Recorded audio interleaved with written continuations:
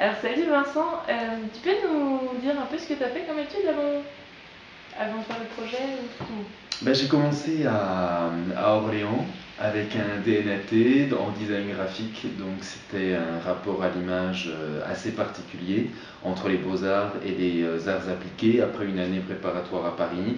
Et je suis venu à Bruxelles, à Saint-Luc, compléter ma formation, on va dire d'un point de vue plus technique et illustratif, parce que je suis en illustration à Saint-Luc. Ah oui, très bien. Et du coup, les images que tu as faites pour 64 pages, tu les avais fait à Saint-Luc ou tu les avais déjà fait avant? Alors je les avais déjà produites avant, dans un contexte de, comment dire, de plus expérimental. J'avais essayé de développer un maximum de vocabulaire graphique par rapport à un sujet très précis qui était plus ou moins anodin, si je peux dire.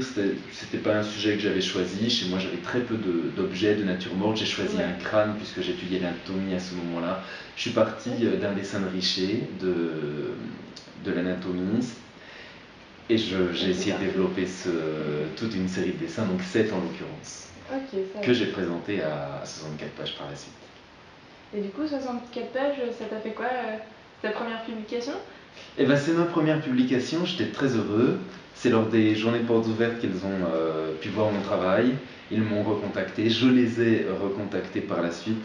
Et donc le travail s'est passé avec fluidité, très naturellement en réalité. Et l'exposition en réalité m'a été proposée par Philippe Decloux.